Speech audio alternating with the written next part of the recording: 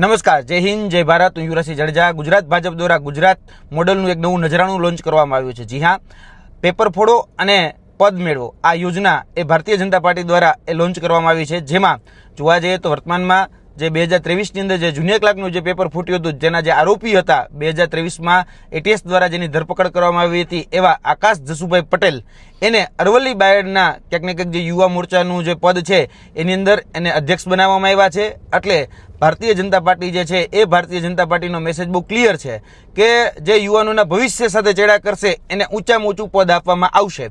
અને જોવા જઈએ તો દરેક વખતે એવું કહેવામાં આવતું હતું કે કોઈ ચમરબંધીને છોડવામાં નહીં આવે, પરંતુ જોવા જઈએ તો દરેક ચમરબંધીઓને પકડીને ભારતીય જનતા પાર્ટી છે એ ઊંચ હોદ્દા આપી રહી છે, ઊંચ પદ આપી રહી છે. એટલે આ ભારતીય જનતા પાર્ટીની જે નવી યોજના છે કે પેપર ફોડો અને પદ મેળવો, એ અંતર્ગત આકાશ જસુભાઈ પટેલ જે છે જે 2023ના જે જુનિયર ક્લાર્કના ક્યાંક ને ક્યાંક આરોપી હતા અને એની ઉપર એફઆઈઆર પણ થયેલી છે અને એની ઉપર જોવા જઈએ તો એટીએસ દ્વારા ધરપકડમાં થયેલી હતી. તો અત્યારે એને ક્યાંક ને ક્યાંક જે પદ આપવામાં આવ્યું છે એટલે એનો મેસેજ એ બહુ ક્લિયર છે કે જે લોકો વિદ્યાર્થીઓના કે યુવાનોના ભવિષ્ય સાથે ચેડા કરશે એને ભારતીય જનતા પાર્ટી છે એ ઊંચામાં ઊંચા પદ આપશે.